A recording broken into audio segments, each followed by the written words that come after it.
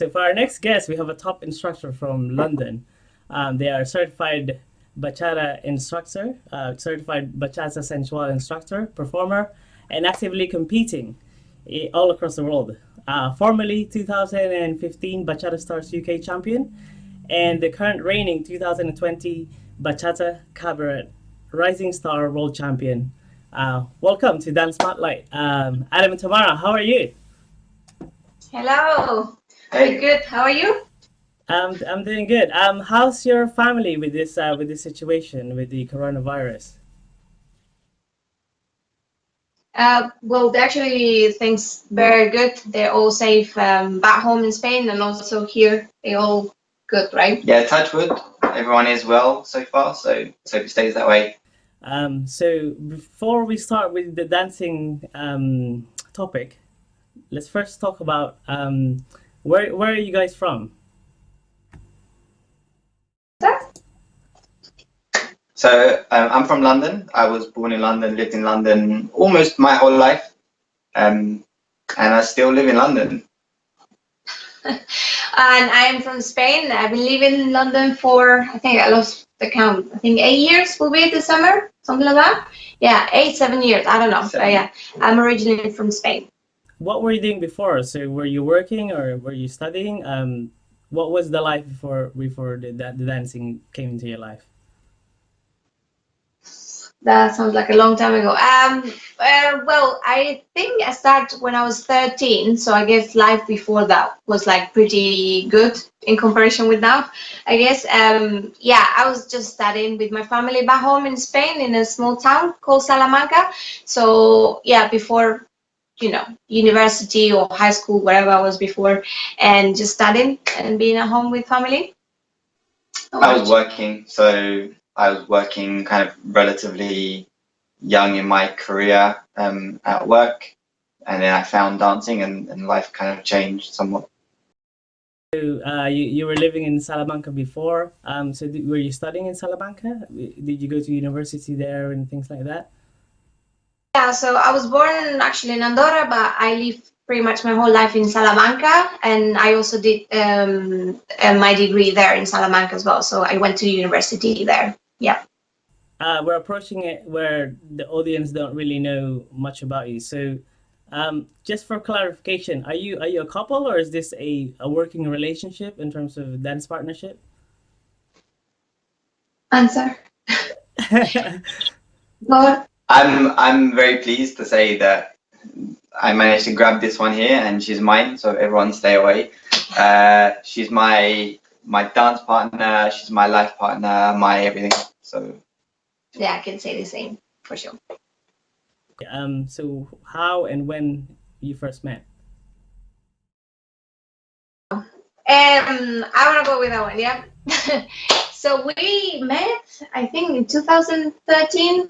14, something like that. I think 2013, 14. It was here in London, and it was through one of my best friends, and it was also Aden's friend. Probably most of you, like bachata people, know her because she's like one of the best bachata dancers. She's Sara Panero, so she came here for a competition. I think as well it was Bachata Stars, and because of some kind of visa problems with her partner, she couldn't make it. He couldn't come. But anyway, she came to London and she introduced me to Adam. And again, I was dancing salsa before. I was not really that deep into bachata until I met Adam. Okay, so this is kind of an odd question. It's also for the people that doesn't know much about you, but could you give us one fact that not many people know about you? I guess for Adam first. So any talents that that you do that not many people know about? I quite like photography and videography, so you can follow me on Instagram, Longshot Visuals, and also on Facebook. Well, I'm kind of discovering like my passion now to makeup. I'm really like, following all of the tutorials, doing courses, and, so I'm really passionate about it recently. So yeah, I really like makeup as well as dancing. Soon to be a qualified makeup artist. Yeah. Okay. Hopefully. That really helps with the stuff that you're doing as well, I guess. I'm gonna start asking you some dancing related questions next. So I think you'll find that this is much more of the things that you want to talk about. So Tamara, you mentioned that you were dancing salsa before. So how did that first come about? When did you discover salsa, and how was it at first for you? Okay, so well, my background is in hip hop. I started dancing like hip hop and commercial, like jazz funk, all of those type of street dance. And I actually used to go to LA to take classes every summer. And I have a couple of friends that they used to dance salsa as well as hip hop, and they were also like trying to, you know, put us all together and go to those clubs back home. They used to play salsa and do those socials. And I remember one day going there, and I was like, this is amazing. It's like a different language. Like I don't understand how they communicate each other. It was fascinating. So I started dancing salsa back in the days, like I don't know, 2000, before I came to London. Um, and yeah, I started with Cuban salsa just because a friend told me just try the classes. Why not? You love dancing, just try another style. Probably will help you with the style that you dance already. And that changed me completely. Like I'm not saying I stopped dancing hip hop, but for sure, like my heart went like boom, divided. And yeah, from taking classes to doing shows with a company that I joined to in Valencia, and then we went in a tour around China as well. So it was like all, you know, they told me, this friend that he introduced me to salsa, he said to me one day, salsa and Latin dance is like a drug. You will want more and more and more every day. And he was not, like, he was right. So yeah, that's how I started dancing Latin. Wow. Okay, Adam. So when did you discover bachata? Tamara, I actually discovered bachata through salsa, which I guess back in the day was how everyone used to discover it. I was working like way too much, and I decided that I needed a reason to leave the office. Like I needed something in my life that would give me more. So I decided to go to learn salsa, and I found a class from Salsateca. Okay. And I was learning salsa. I met a guy who's still a good friend now, so his name's Troy, and we were both going to salsa classes. And they used to play this other music in the party. It was like, what is this music? What is this music? I like this. This is a bit more me. And turns out it was called bachata. And you know, we started like hunting down music, hunting down songs, trying to YouTube this bachata thing. And I was lucky enough that at the time, you know, there were a couple of people, very few in London, really teaching it. And there was Simon Lord Bachata, and Painel just started teaching with Simon at that time.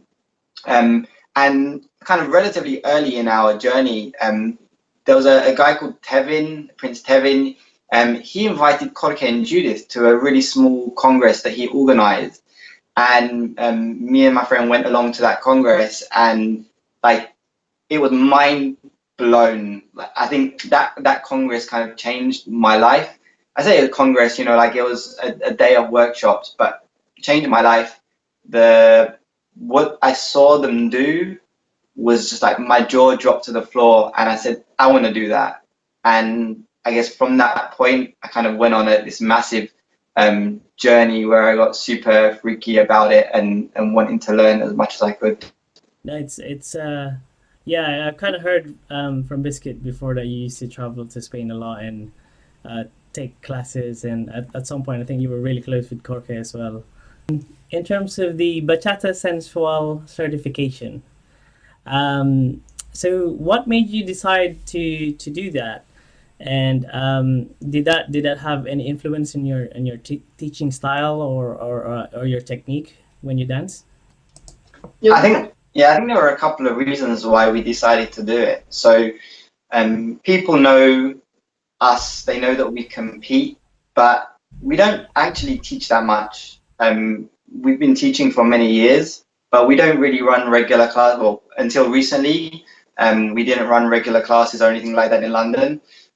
So for us, it was kind of a way for new people that didn't know us to say, look, we are legit. But I think more than that, I started with Jorge. I consider myself kind of, yeah, he's my teacher, and what they were offering was not just a course in bachata, it was a teaching methodology. So as teachers, we want that defined structure so that our students progress with the same curriculum that I learned at. So when I went to Cadiz and I was learning, at that time, Jorge used to run his classes every week, and those classes were not like workshops. You don't go to a regular class and learn like a fancy routine like you do in a workshop or like you do in a bar here in London. They teach in a very different way. They have a set methodology. They break the class down completely different. And they teach you not just how to do moves, but why. And that was something that I've never experienced anywhere else before then or since then. And it was something that we wanted to give back to London. So for me, that was kind of the primary reason, right? It was that I learned a way that I don't see anyone else learning. And it was a way that I felt was a really good way of learning.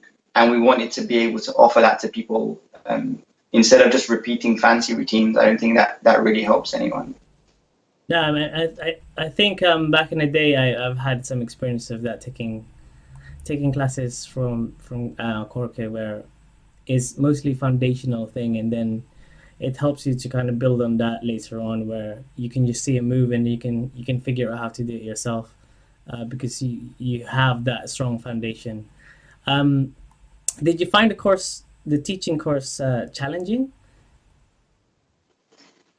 Well, I would say it was not challenging, but also it make you work in a way that you maybe didn't do before, especially for me as a follower. And also I learned, I was teaching with Adam at the same level, you know, we ran the class, both of us. I add on everything that the ladies should feel, then the ladies should, you know, react to. So it was not like before I was like completely there just to look pretty, if I say, yeah, but So That is also it important. helped me to also learn how to run a class on my own, and you know, how to develop those skills that before I didn't have in terms of teaching, but also like reinforce all of the techniques that we already knew or that already he taught me before. And it was really like not challenging, but a bit different of any other courses that we've been doing before. So it was really nice. one of the things they teach you is it's not just about the methodology, but it's about how to teach. So kind of training as a teacher rather than kind of as a bachata course is quite a different thing. So, you know, we've found our way over the years. So lots of the stuff we knew, but lots of the stuff was new. And I think one of the great things about the official Bachata Sensual methodology is that because they are training a population of teachers, one of our students can go to a class from an official instructor in Germany and learn in exactly the same structure. So they'll go into the class and the teacher will be calling names of moves and they'll know exactly what to do, and they'll be able to learn from other teachers of the same style. No, I think that's really handy. It's less confusing, I guess, as if you have a structured curriculum and you're following something, so you can gauge yourself how you're progressing, pretty much. Okay, so this is quite an unusual question. So some people, they have dancing as their primary source of income. So are you financially okay to live with dancing, or are you maintaining other jobs as well to supplement your passion for dancing? Yeah, probably we were thinking and talking about this these days, just with everything that's happening. Yeah, this is not our primary job. We do have a full-time job, that this is not what we do. So Adam does his full-time job, if you want to say what you do. I sit in an office. Yeah, and I am a teaching assistant in a special needs school. So that's what we do during the daytime, and then in the evening, afternoon, then we do teach, we train, we perform. So it's kind of like having two jobs, but yeah, we're not living just out of dancing. Yeah, I know a lot of people think that we do this full time. I guess I wish that was the case. Perhaps not right now with everything going on. But generally we wish that were the case.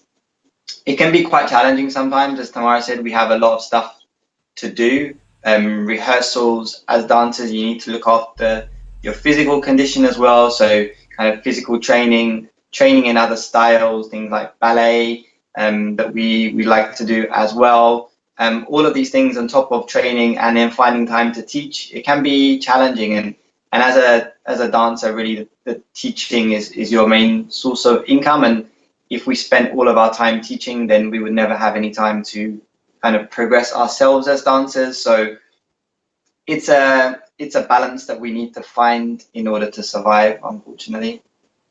But one day, if someone wants to give us loads of money, then to start dancing full time. Okay, no, that's Send us money. that's really good to know, because some people, they think it's quite a craft on its own, dancing and maintaining yourself, and part of the evolution as well as a dancer. My next question is a fun question, I guess. Is good memories. So back in 2015, you were crowned as the Bachata Stars UK champion. I know it's 5 years ago to this date, but what Yeah. do you remember from that time?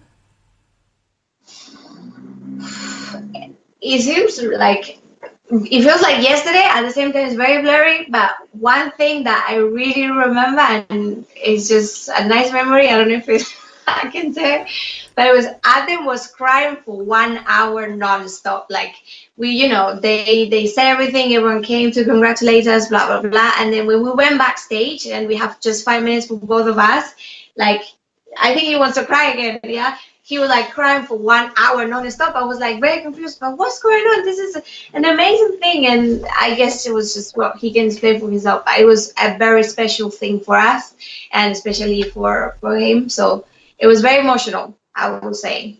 But yeah, that's what mainly I remember. Yeah, it's going to sound stupid to most people, but it was probably one of the most emotional days of my life.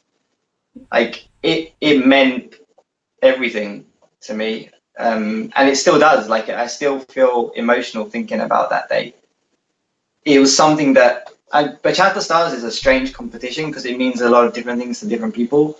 But at that time, being kind of as obsessed with it all as I was, Bachata Sensual is Bachata Stars is the Bachata Sensual World Championships, right? So this was the kind of the UK, like the national competition of the world bit, and it had made so many amazing dancers all over the world.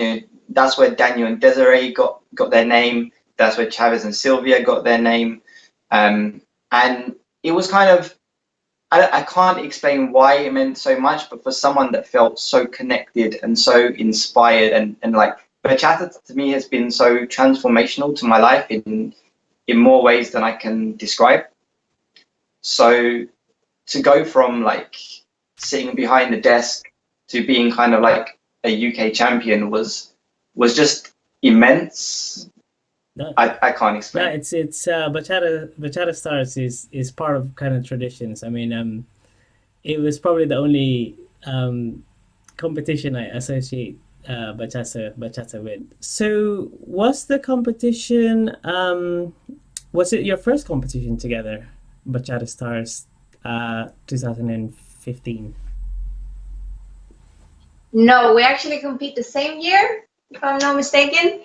Also here in the UK, in Melbourne, and we came second. And also that year we went to Bachata Open International in Spain. So yeah, Bachata Stars, it was not our first competition. Yeah, we did compete before that. Bachata Open was a choreography, so that's actually how we started dancing together, from a choreography, and that was Bachata Stars was our first time doing an improvisation competition. How often do you guys train when you're looking to compete, or when you're creating a new show? Wow, I think the answer is a lot. Well, when we're like preparing for a choreography show or like a new show or either competition that is improvisation, it doesn't matter. We normally rehearse, I would say every day, like at least a good couple of hours every day after work. So, and also maybe during the weekend even a few more hours.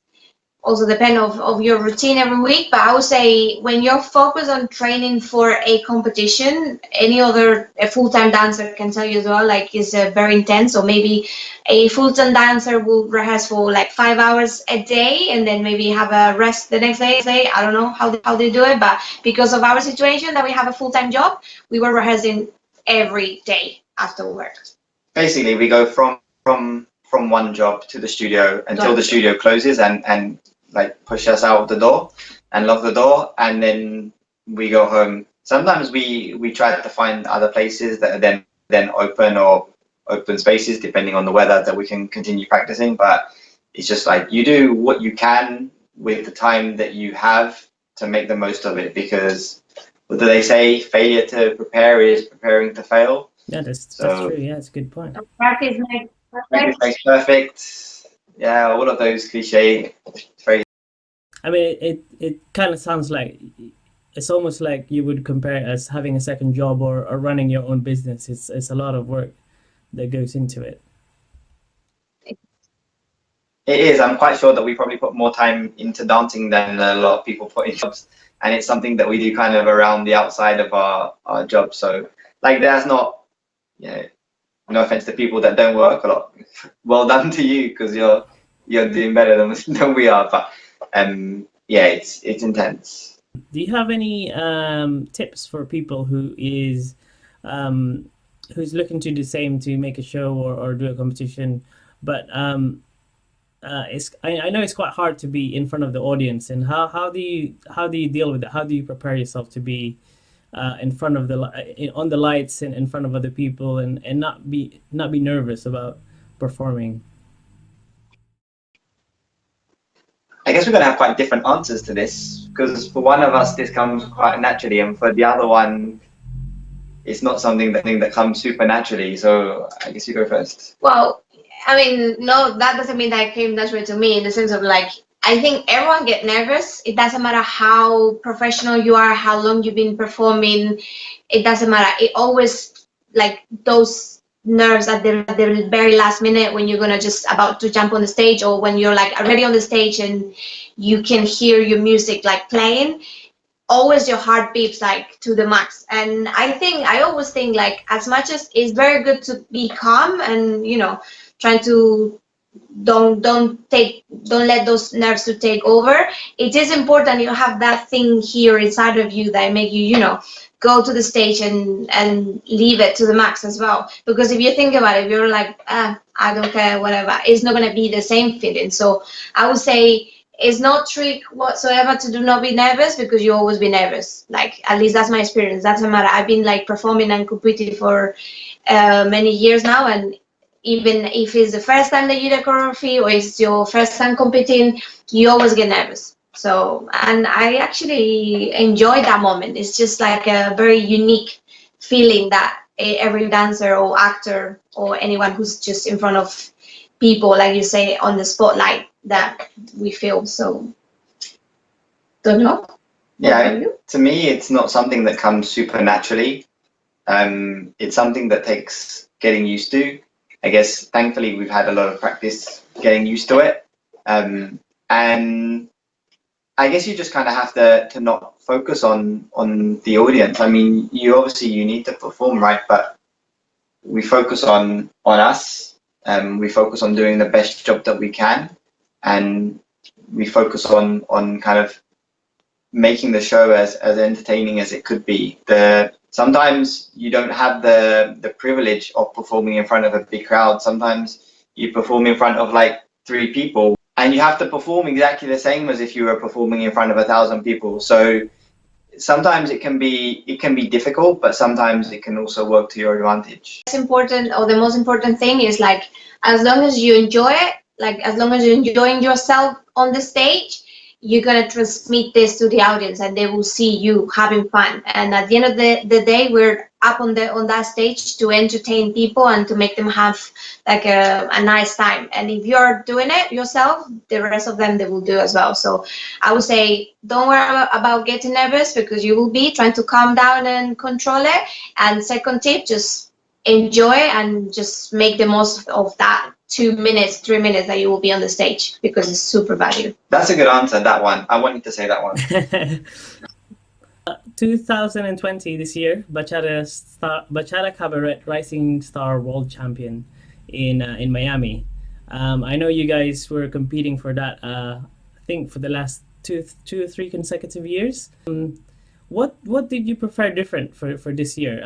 So what are the things that you kind of looked to improve that made you top against everybody else?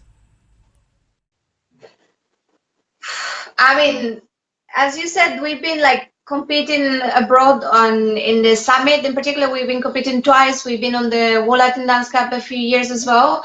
And these competitions, and in general, every competition that we do is for us to improve and to challenge ourselves, and and to get better and better. We found competing like a really good path for us to grow and to be better at the end of the day.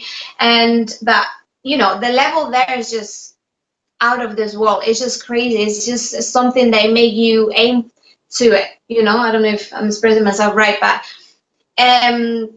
so we always, we try to put the best of the best that we can possibly do, and like sharpen it and be like as clean and sharp as possible. But we go to those competitions in order to improve. So this year, when we finally got that, we were like our mind we were happy with the job that we did. We were like, fine, we did it. We performed well. The choreography went smooth. Everything worked clean, and always you make mistakes and stuff like that. But we were like very happy with our job. But the fact that we did it, it was like, I don't know. I don't think if we prepared differently, I would say, well, maybe I can carry on how we did different this year. Yeah, it was a little bit strange, to be honest. So, like as Tamara said, I still can't really get my head around it, because we go there to compete against people, because when you're here and other people are here, you have something to aim for, right? So you try to work towards that.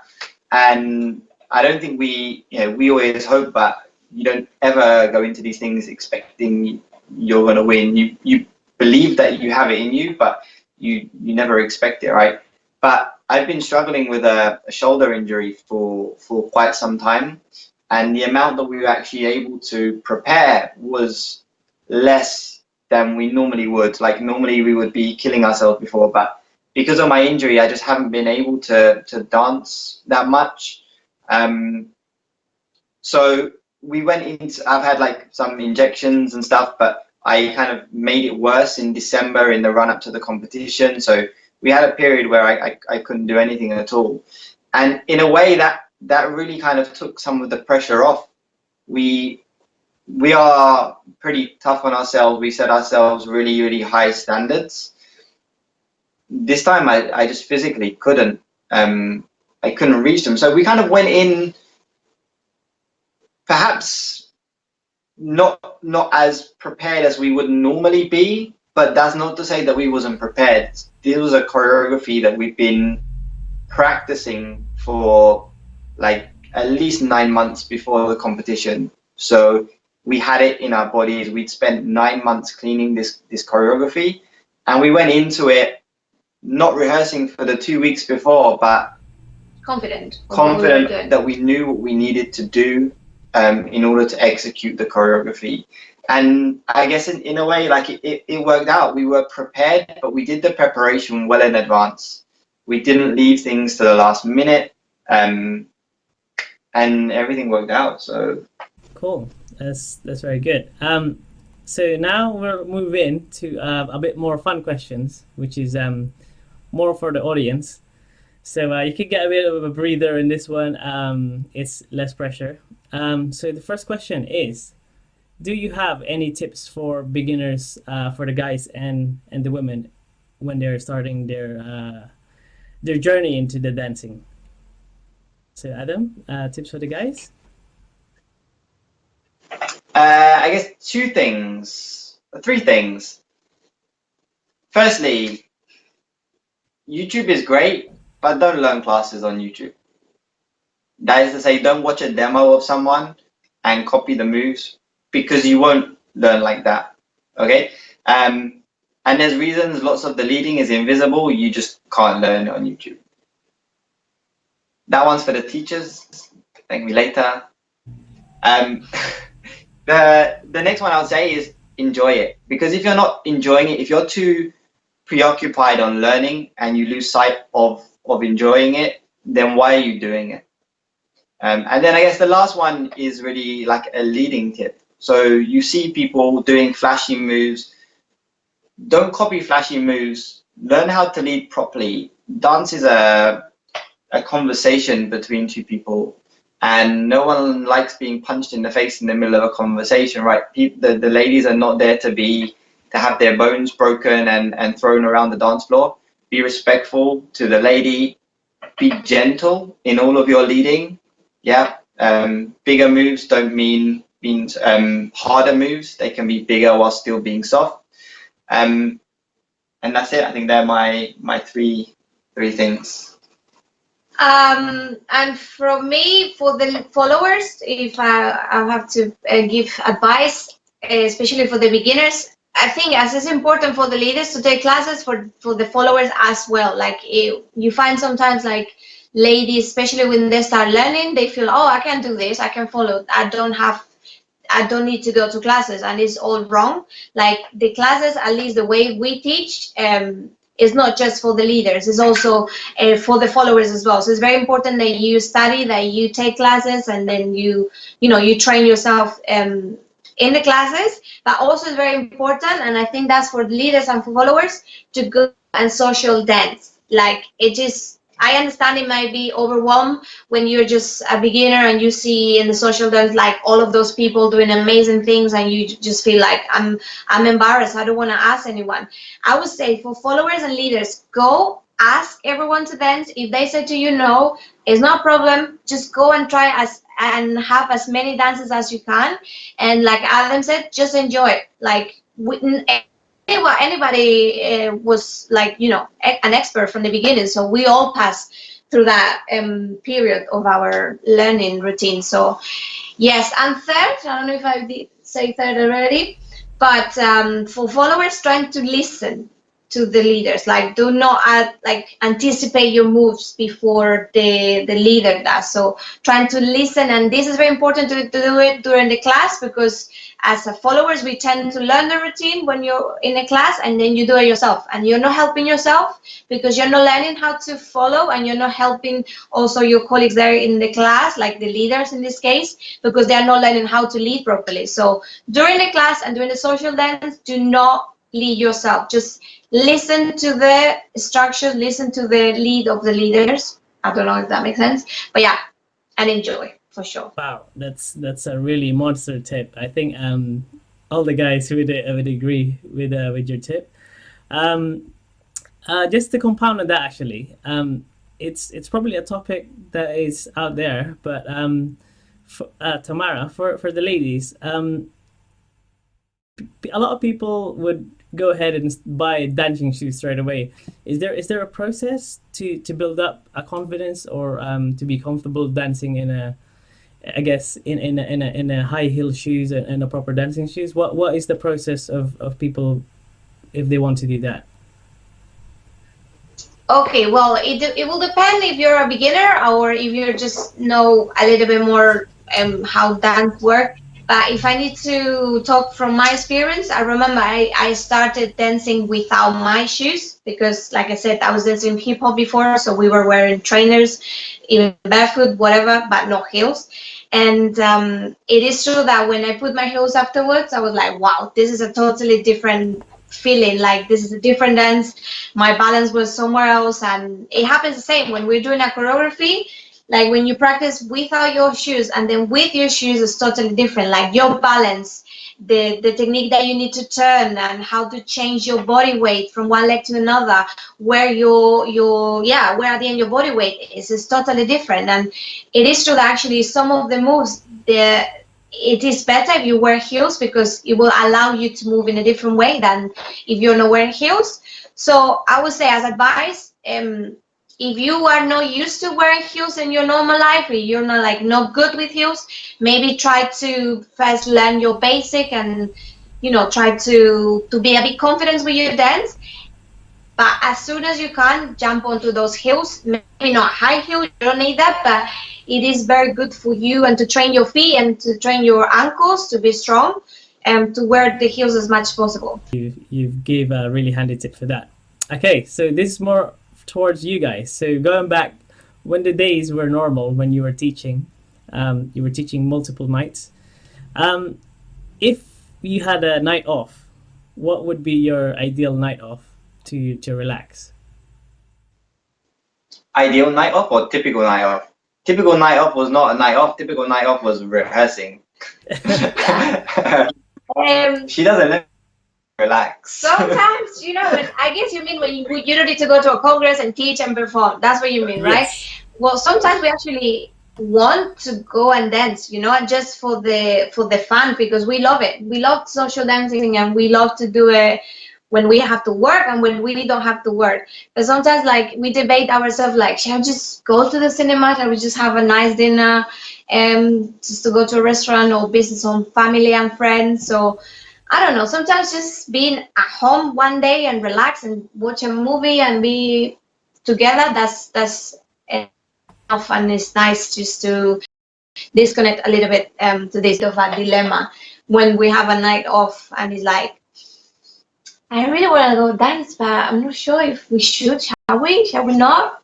And sometimes we go and dance on our night off, and sometimes we also stay at home or go and see a movie, or like we said, just have a nice dinner, visit some family. So yeah. Okay, so for the next question is, does your parents dance as well? Our parents dance? Actually, yes. Well, my family, my mom lived. She was not a professional dancer whatsoever, but she always loved to dance. I remember she used to tell me when she was young, she used to do jive, and she enjoyed it a lot. And also her brother, he dances traditional dance from my city. I don't even know myself, but yeah, I don't know. I can't say that my mom was dancing all around, but when she was young, she always had that passion, and nowadays she enjoys dances as well. So yeah, she's not a professional dancer, but she always loved it.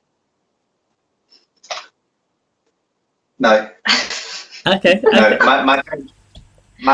the closest my parents get to dancing is when you stretch in the morning like that. It's probably. And in saying that, so what were their reaction when they first saw you dancing bachata? Because I know there's a lot of YouTube videos of you. So what were their reaction when they saw you dancing bachata together? I don't know. I mean, I remember probably the first time that they saw us live was in Bachata Stars when we competed. Most of his family came to support us, which was really nice, and I think they were very emotion like. Stop talking about Bachata Stars. Yeah. Well, anyways, I can't handle it. Yeah. I mean, I don't know. I don't remember the first time when they saw us dance, but for sure they were always. His family and my family, they always been very supportive to what we do, and it is true. When you have, I guess that happens to all of us when we dance. I don't know, but at least to us when we have a dinner together or something, they are like, "Oh, guys, why you don't dance a little bit?" And then they convince the people in the restaurant just to play some bachata for us to dance. And sometimes they, well, all right, why we will do it, but. That's true. I was thinking the first time my dad saw us dance was this year at the Greatest Dancer. Yeah, it's true. Yeah, when this year also we've been in a TV program in the Greatest The Greatest Dancer. The Greatest Dancer, and his family came to support us on the stage as well. They were watching the live show. That was the first time I think they've ever seen us do a show. Yeah. Okay, so the next question is about social dance. Name 3 people, besides from your partner, who you enjoy dancing socially. Like worldwide or Oh, yes. oh my god. Any names? Wow. Of course, Adam, he's amazing. What can I say? He's not included in. I'm used to this with him, so I'm not gonna count him as the 3, yeah, but I would choose him over anyone. If you're lucky enough to dance with the Corke, that's just in a congress or wherever you can find him, Corke, that's just crazy. Like there's no words. Like of course he's the bachata sensual creator, so the leading the way he interprets it is amazing. So I would say Corke number 1. Number 2, I would say also another very famous and amazing dancer, Pablo, from Pablo and Raquel. Okay. He's just so smooth and like, I don't know. Every time I dance with him, I feel like I'm Raquel. So I guess that's a good thing because she's amazing. So, you know, and also they are very good friends of us. So yeah, Jorge, second one, Pablo Perez. And the third one, I don't know. I don't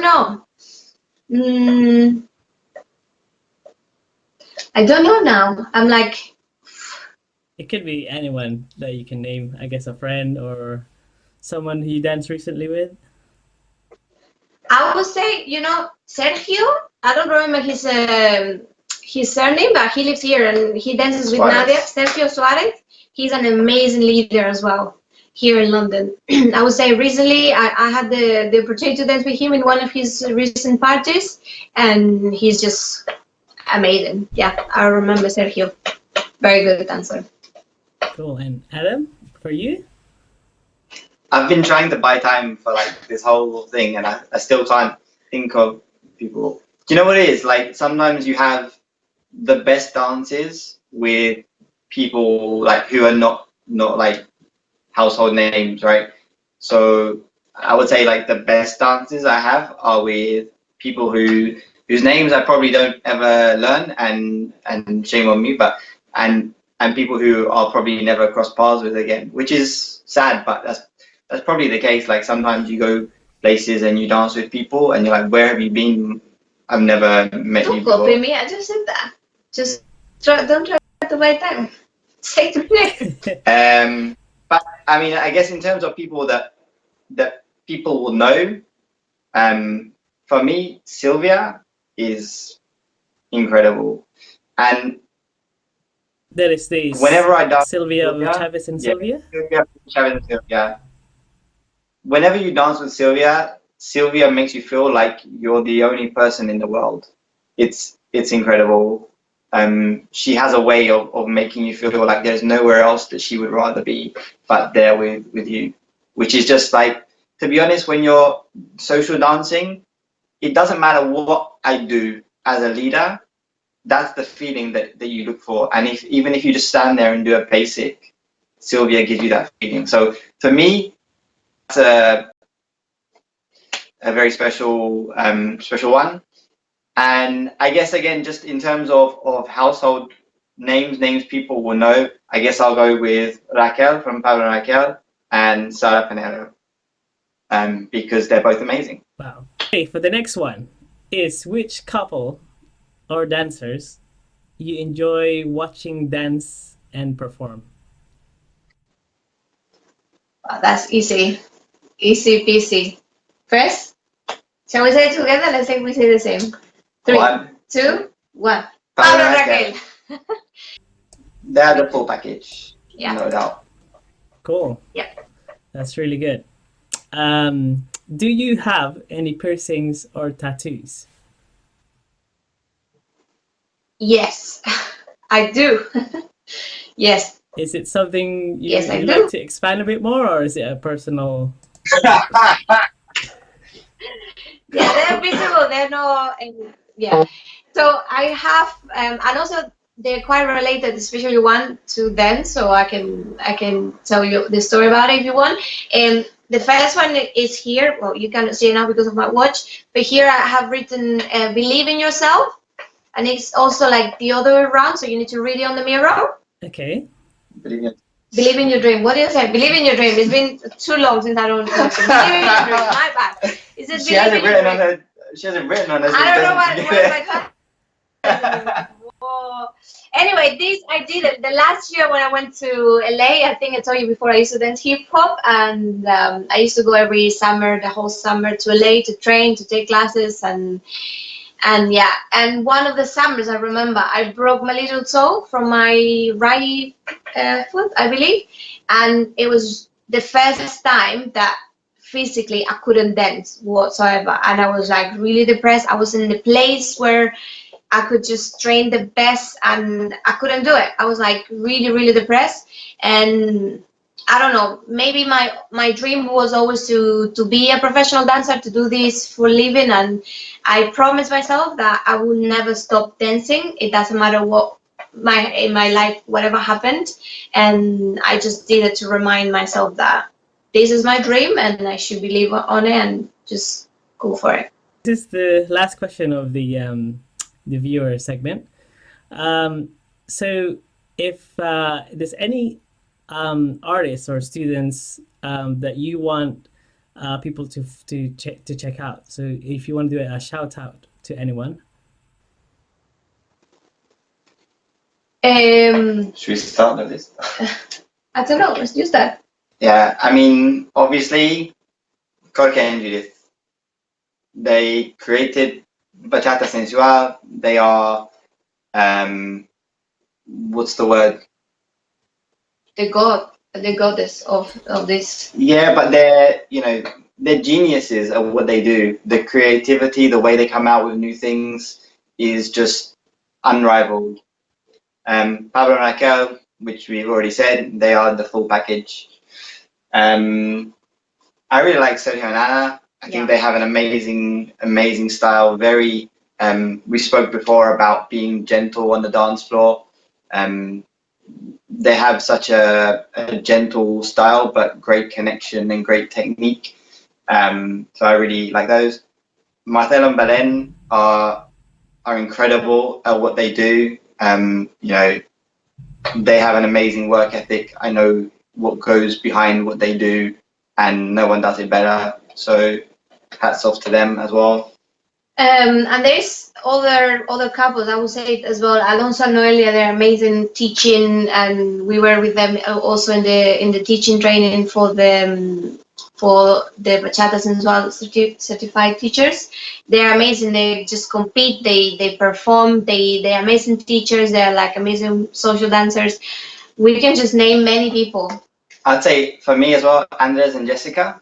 Yeah. Again, like I know what they do, and I know the work that goes in behind it. And they are a great example of how you can achieve anything you want if you put the right work in. I knew Andres from many years back, and to see where he's come from to where he is now, like it blows my mind. So hats off to them. So do you have any live stream or dance challenges going on at the moment? So we had our regular classes on Wednesdays, every Wednesday. At what's the name of the studio again? The David Game College. Yeah, from 7 to 9 in our normal lives every Wednesday. So we are teaching online at the moment. Our students, we do that privately, and I also had a workshop, lady styling workshop, on the 28th of March. Unfortunately, it was gonna happen, like we needed to postpone until future, until the world goes back to normal. Exactly, but and then it was sell very well. I have many ladies interested, and last Monday I did a lady styling class online. For now, we don't plan to have anything yet. We, like everyone else, we are overwhelmed with everything and what the situation is. But for sure, if you're tune on our Instagram and Facebook, if we came out with anything, any challenge, or any more lady styling class or group classes, we will tell you soon. Yes, follow us on Instagram and Facebook, and we'll tell you if stuff comes up. And also ask us, like if people want it, then we will do Yeah. it. But there's so many people doing classes right now. Like take advantage of it. The classes are free. Tamara's lady styling class was free. I would just say to everyone, now is not a great situation, but make the most of it. Take advantage of all of these free classes that people are doing, because it's a great opportunity to learn. And also to support everyone, you know, like we also took as many classes as we could. We book classes as well. So as much as a great opportunity to share and just to be together in this difficult situation, it's good to support what everyone is doing. So I will encourage everyone to take the free classes and book the classes when it's required. So it's just good. Before we close the interview, first we want to find out, so what's the best way to contact you for bookings? Say that they want you to be featured in their congress or they want you to teach. How do they get in touch with you? I think I would say for now the best platform that we have alongside with our Facebook page, it will be Instagram, right? So if you want to find us on Instagram, very easy. Both of our names, Adam _ the letter Y, which means and in Spanish, _ Tamara _ Bachata. So I'll repeat, Adam _ Y, the letter Y _ Tamara _ Bachata. You can find us on Instagram. You can also find us on Facebook. You can drop us any DMs there, or we can also have an email, which is Adam again, the letter Y, Tamara @gmail.com. If you have any inquiries, just drop us an email or message, and we will be happy to be in contact with you. Also, definitely do get in contact and definitely do book us for your Yes. congress. Yeah. Cool, I'm pretty sure they will. Guys, don't forget to subscribe, Like comment, and and share share this this video. video.